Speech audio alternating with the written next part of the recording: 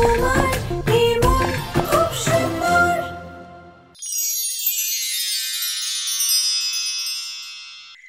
এই যে তোর গিফট। ওয়াও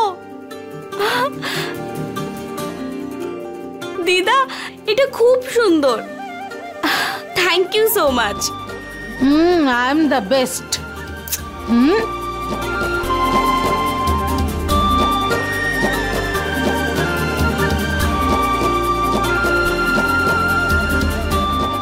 এটা তোর জন্য। ঠাম্মা, এটা আমার জন্য? এত বছর পর দিদা রুহিকেও গিফট দিল।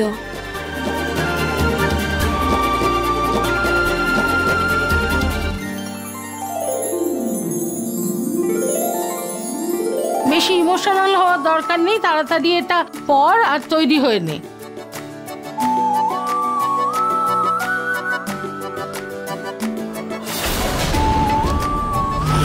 শাড়ি?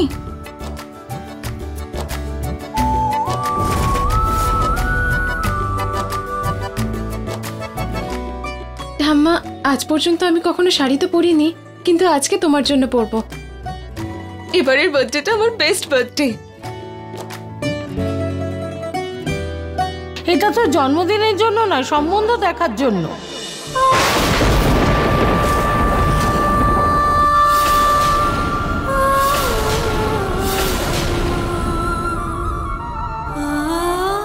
যা তাড়াতাড়ি তৈরি হয়ে নে, পাত্রপক্ষ আসছে।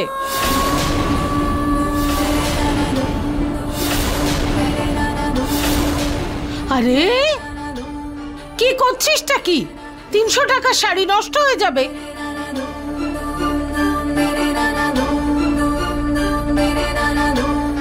ঠাম্মা, বিয়ে? এখন তো আমি পড়াশোনা করছি, তাহলে এই বিয়েটা কি করে হতে পারে? হ্যাঁ পুনম, আরে ছেলের বাড়ি থেকে দেখতে আসবে এ কথা হঠাৎ কি করে তুমি জানাচ্ছ? প্রতীকের বাবা, তুমি বুঝতে পারছো না, মেয়ে মানুষ, যত তাড়াতাড়ি বিয়ে হয়ে যায় তত ভালো। আর মেয়েদের সারা জীবন বাড়িতে বসিয়ে রাখা যাবে না তো, ওদের বিয়ে তো দিতেই হবে। আর কত ভালো ছেলে পাওয়া গেছে তুমি জানো? ট্যাক্সির ভালো ব্যবসা আছে ওদের। ওদের বিয়ে হয়ে যাবে, ভালো পরিবারে চলে যাবে, আমাদের দায়িত্বও তো পূর্ণ হবে প্রতীকের বাবা। আর তাছাড়া দেখো না আমাদের ব্যবসার কিরকম মন্দা চলছে, এই মেয়েদের দায়িত্ব তো আমাদেরই। প্রতীক সাধারণত কাজের জন্য বাইরেই থাকে, যত তাড়াতাড়ি ওদের দায়িত্ব আমরা পালন করতে পারি আমাদের জন্য ততটাই ভালো। আর যতটা সম্ভব ততটা করে মেয়েদের শ্বশুর বাড়িতে পাঠিয়ে দিতে পারি। আর তাছাড়া প্রতীকের বাবা কথায় বলে না, কন্যাদান মহাদান হয়। আর যদি আমাদের সেই সৌভাগ্য থেকে থাকে তো এই পুণ্য তো করতেই পারি। আর তাছাড়া ওর খুব ডানা গজিয়েছে। কাল মাঝরাতে পার্টি করে বাড়ি ফিরছিল, আমি হাতে নাতে ধরেছি ওকে, বুঝেছো?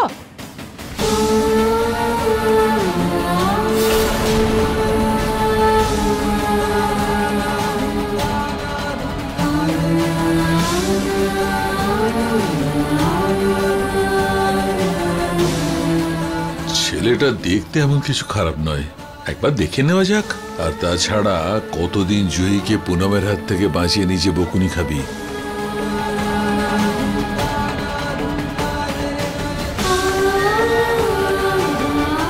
আজ জন্মদিন, তাই আমি কিছু বলছি না, বুঝলি? যা যা গিয়ে তৈরি হয়ে নে মা, যা।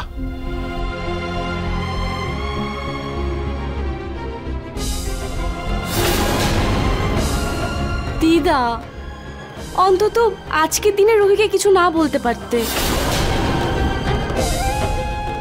জুহি দাঁড়া, যখন পাত্রপক্ষ আসবে তুই ওদের সামনে আসবি না।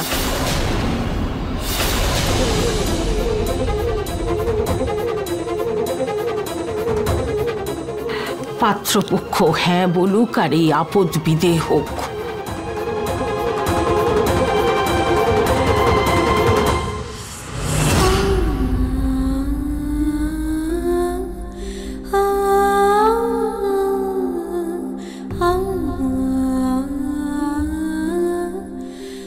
এইভাবে কি দেখছিস? দেখলেই কি শাড়িটা পরা হয়ে যাবে? এটাকে তো পরতে হবে। জানি, কিন্তু আমি পরবো না এই শাড়িটা। আমি এই বিয়েটা করবো না। আমি লাইফে নিজের পায়ে দাঁড়াতে চাই, একটা কাজ করতে চাই, নিজের পরিচয় গড়তে চাই। স্বপ্ন সেটাই দেখা উচিত রুহি, যেটা আমরা পূরণ করতে পারবো। তুই এটাই করতে চাস তো? তাহলে যা, দিদার সাথে কথা বল।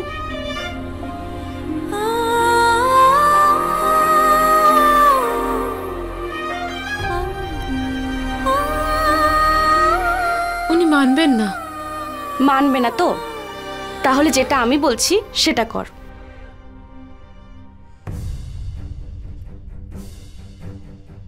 জুই, এটা কি করছিস তুই?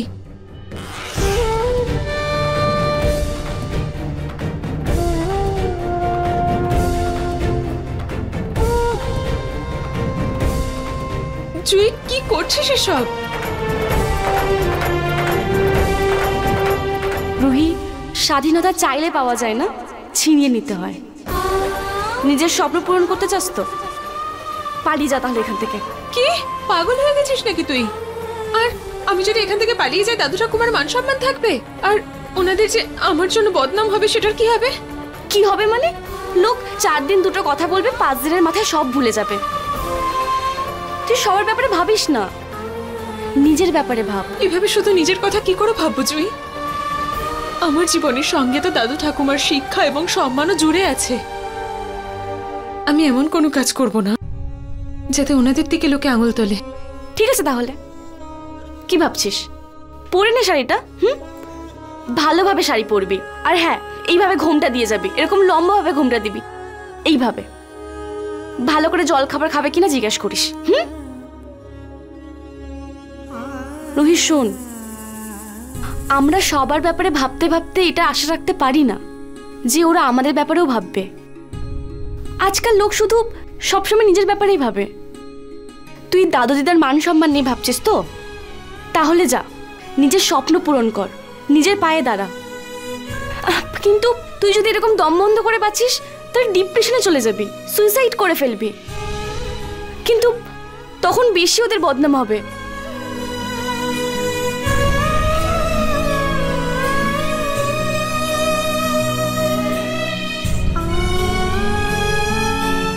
তুই তো জানিস, মাও তো এটাই বলতো, সবসময় নিজের জন্য, সত্যের জন্য লড়া উচিত। রুহি, আমি যতই চঞ্চল হই না কেন, কিন্তু স্বাধীনতার মানে আমি জানি। হ্যাঁ, দিদা তোর সাথে যেটা করে সেটা আমি আটকাতে পারি না, কিছু আমি বলতে পারি না। তোর বোন আমি, তোকে এরকম কষ্টে দেখে আমার খুব খারাপ লাগে রুহি।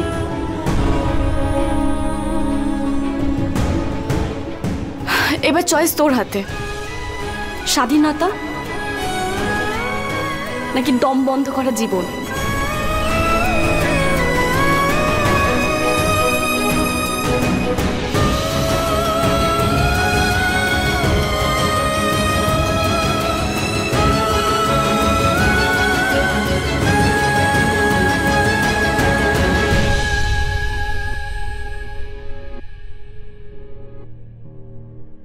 যা সিদ্ধান্ত নিবি, খুব ভালো করে ভেবেচিন্তে নিবি,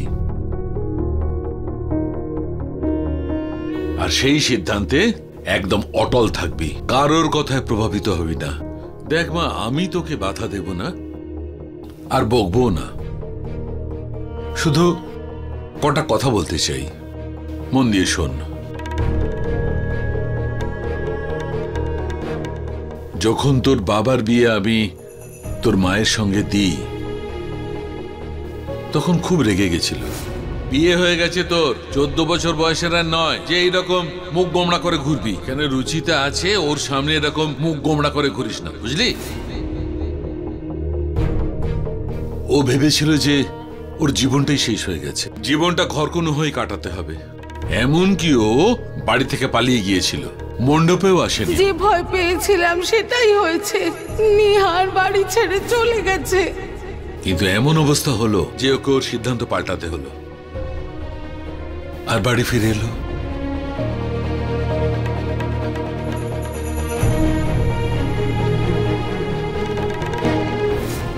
আর মা, ভাগ্যটা দেখ, বাধ্য হয়ে নেওয়া ওর এই সিদ্ধান্ত ওর জীবনের সবচেয়ে সুন্দর সিদ্ধান্ত হয়েছিল।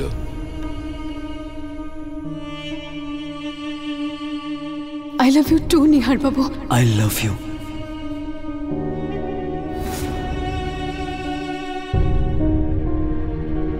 রুচিতা নিহারকে এত ভালোবাসতো, এত সম্মান করত। রুচিতা নিহারের জীবনটা এত আনন্দে ভরিয়ে তুলেছিল, যার ব্যাপারেও ভাবেইনি। নিহার একদম স্বাধীন হয়ে গেছিল, ব্যবসায় এগিয়ে চলছিল। যে সম্মান ও কখনো পায়নি, না আমার থেকে না অন্য কোথাও থেকে। এই সম্মান ও জীবনে অর্জন করেছিল শুধু রুচিতার জন্য।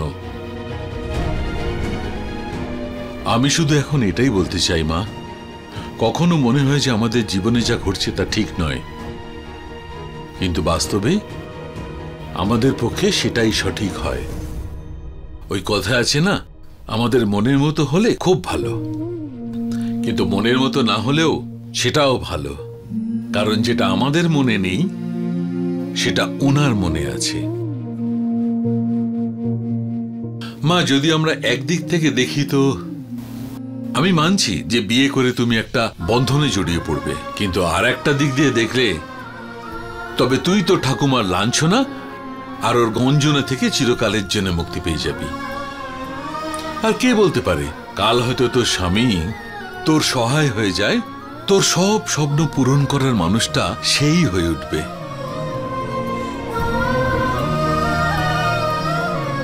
হয়তো এরকম হতেই পারে দাদু, কিন্তু এটা তো জরুরি নয় যে এমনই হবে। একদম। তাহলে আমি অন্য কারোর ভরসায় নিজের স্বপ্ন কেন ছাড়বো? যখন আমার নিজের কিছু করার যোগ্যতা রয়েছে, তাহলে আমি নিজের পাশে কেন থাকবো না? কেন স্বামীর সাহায্য খুঁজবো? কেন বিয়ের বন্ধনে আটকে সবকিছুর দায়িত্ব নেব? লোকে আমার সময় কেন দিতে পারবে না? বিয়ের আগে নিজের পরিচয় গড়ার সুযোগ কেন পাবো না আমি? আমার মতো সম্পর্ক, ওনাদের মতো ভালোবাসা আমিও চাই। আমি জীবনে একটা কিছু করতে চাই, কিন্তু কেউ আমাকে এটা কেন করতে দিচ্ছে না? মা, তোর এই প্রশ্নের জবাবটা হয়তো ভগবানের কাছেও নেই, কিন্তু তোর যদি মনে হয় যে তুই পালিয়ে গেলে তুই সব প্রশ্নের উত্তর পেয়ে যাবি, তোর সব স্বপ্ন পূরণ হয়ে যাবে, তবে সিদ্ধান্তটা তোর উপর ছেড়ে দেব। তুই রুচিতার মেয়ে, ওর ছায়া তুই। আমার পুরো বিশ্বাস আছে যে কখনো তুই ভুল সিদ্ধান্ত নিবি না। তোর প্রত্যেকটা সিদ্ধান্তে আমার আশীর্বাদ চিরকাল তোর সঙ্গে থাকবে মা।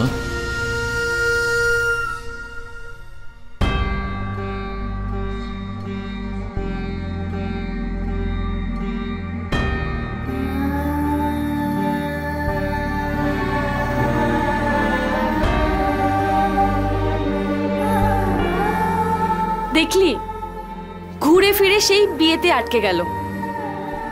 এত কিছু ভাবিস না রুহি, যা যা গিয়ে নিজের স্বপ্ন পূরণ কর।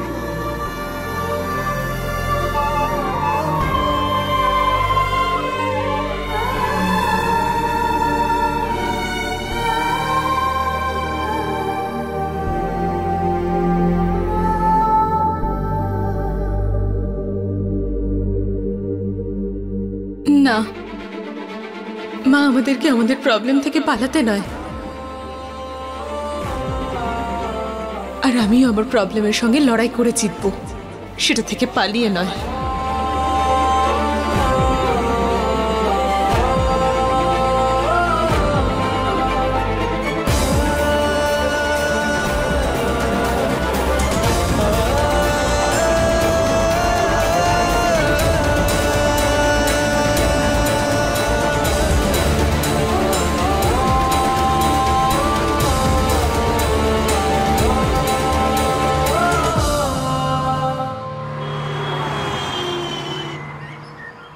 দিদি,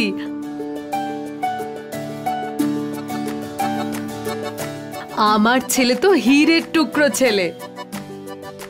দাদা, আমার ছেলে খুবই গুণী। ট্যাক্সির ব্যবসা আছে আমাদের। জয়পুরের রাস্তায় 15 থেকে 16টা ট্যাক্সি চলে, আর গোটা ব্যবসাটা একা হাতে সামলায়। আর আমাদের রুহিও হীরের থেকে কম নয়, খুব গুণীও। খুব আদরে মানুষ করেছি ওকে।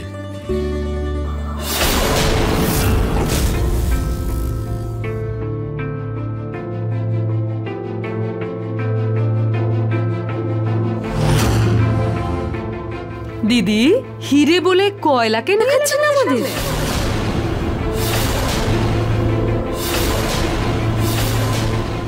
কিন্তু কোনো ব্যাপার না, চলবে। আরে না, একটু গায়ের রংটা চাপা, কিন্তু খুব লক্ষ্মী আর গুণী মেয়ে। সারা জীবন আপনাদের সেবা করবে, দেখে নেবেন। দে মা, জুস দে।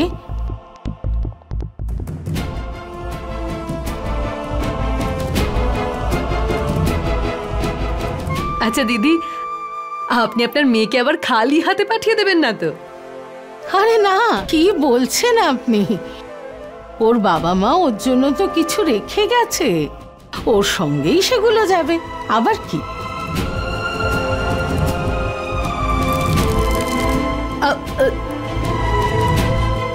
আরে দিদি, বাথরুমটা কোথায়? হ্যাঁ হ্যাঁ, 1 মিনিট। রুহি, একটু বাথরুম অব্দি নিয়ে যা।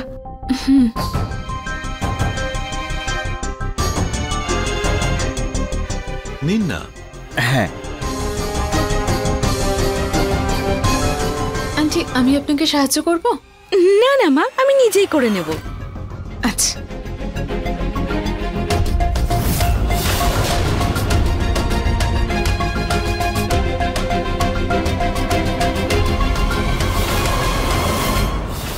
আন্টি,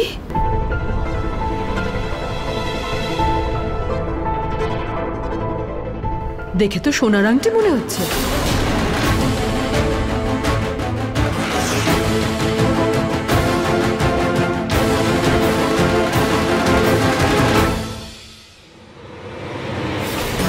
হে ভগবান, আমি আংটিটা কোথায় রাখলাম? ঠাম্মা আজ পড়তে দিয়েছিল, যদি হারিয়ে যায় তো খুব বকবে আমায়।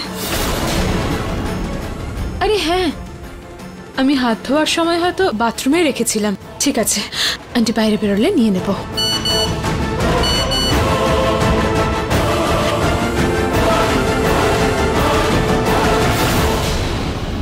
এটা তো উকিল বাবুর ভয়েস নোট, পরে শুনবো না হয়। ম্যাডাম, আপনার ছেলে ড্রিঙ্ক অ্যান্ড ড্রাইভ কেসের হিয়ারিং কালকে আছে, আর আপনার ছেলে যেখানে ড্রাইভার ছিলেন তাকেও এই কেসে কোর্টে আসতে হবে।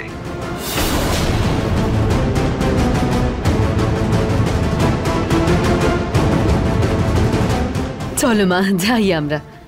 আচ্ছা, আপনি যান, আমি এক্ষুনি আসছি। আমি কি ঠিক শুনলাম নাকি ভুল কিছু শুনলাম? ফোনে এক্ষুনি যা বলছিল সেগুলো কি ঠিক?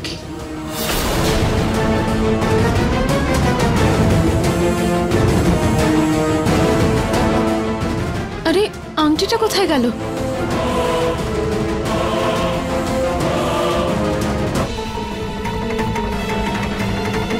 কিন্তু আমি তো এখানেই রেখেছিলাম, আর আমার পরে এখানে তো আর কেউ আসেওনি।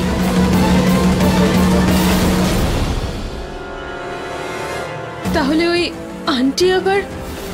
না না, আমি এভাবে কাউকে ব্লেম করতে পারি না, কিন্তু জানতে তো হবে।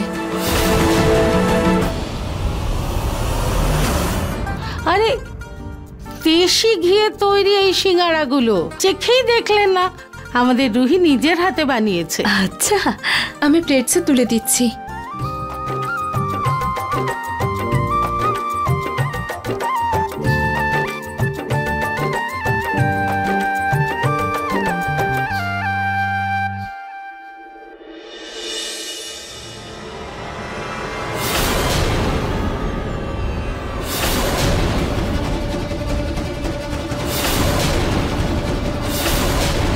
আমি রুহির সঙ্গে একটু কথা বলতে চাই। বাবা, আগে বড়রা কথা বলেন, হ্যাঁ, তারপরে। কথা বলতে পারে, নিশ্চয়ই বলতে পারে। প্রতীকের বাবা, যুগ বদলাচ্ছে। কথা বলতে দাও না।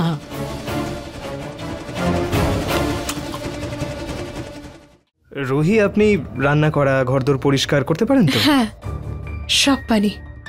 খুব ভালো।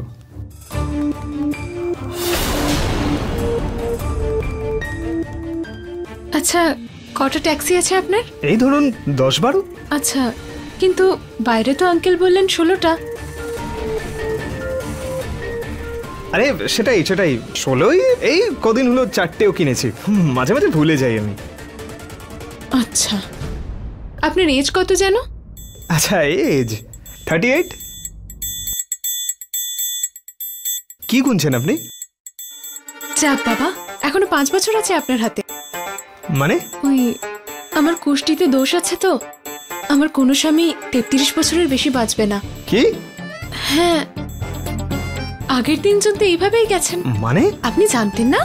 না সরি, আমি ভেবেছিলাম আপনি জানেন। না না, আমি এখন মরতে চাই না। সবে ট্যাক্সি চালানো শুরু করেছি আমি, জীবনে প্রথম ট্যাক্সি চালিয়েছি।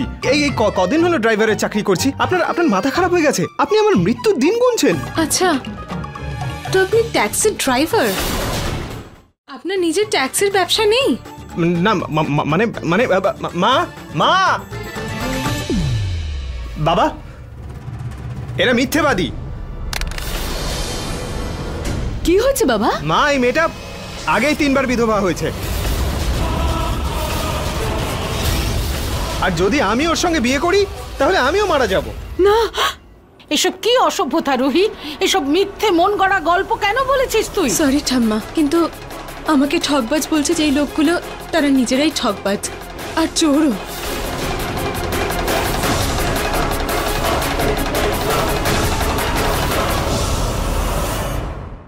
अपने पसंदीदा शो के फुल एपिसोड देखने के लिए अभी डाउनलोड करें दंगल प्ले ऐप।